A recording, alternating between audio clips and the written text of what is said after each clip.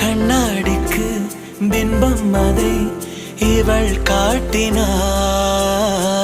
கேட்காத ஓர் பாடல் அதில் இசை மீட்டினாள்.